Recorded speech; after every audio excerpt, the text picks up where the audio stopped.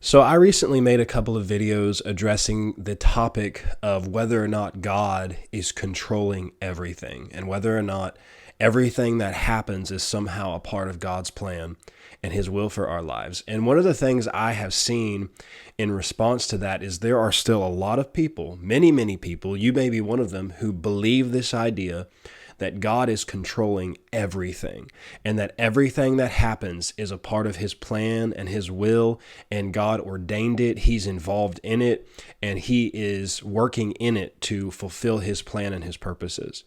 Well, I don't believe that.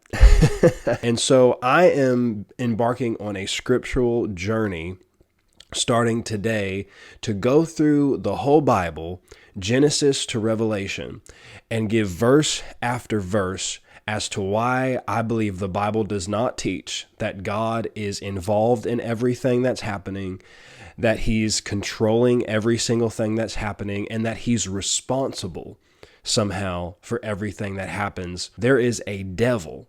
And there are people who have free will. We all have free will, and they make wrong choices. Now, let me tell you why I'm doing this.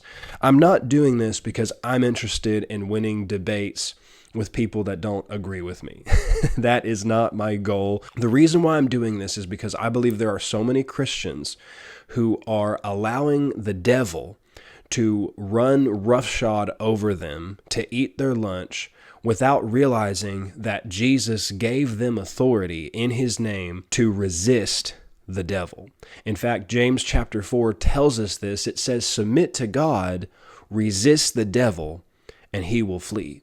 Now, if God and Satan are somehow working together and everything that Satan is doing is somehow a part of God's plan and will, there's no need to resist the devil. But see, what's happening is because so many people have thought that every single circumstance, every single thing that happens in their life is somehow God's plan and will, they have not thought that they needed to resist the devil. Instead of resisting the devil, they have allowed the devil to dominate them, and they have submitted to the devil rather than resisting him. Many people think that they are submitting to God by submitting to every circumstance that happens in their life. And many people have thought that by yielding and surrendering to their circumstances, they are submitting to God.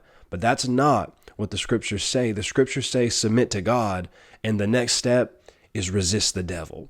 So that's my heart in starting this journey. If you're interested in this, you can follow this channel and join me in this.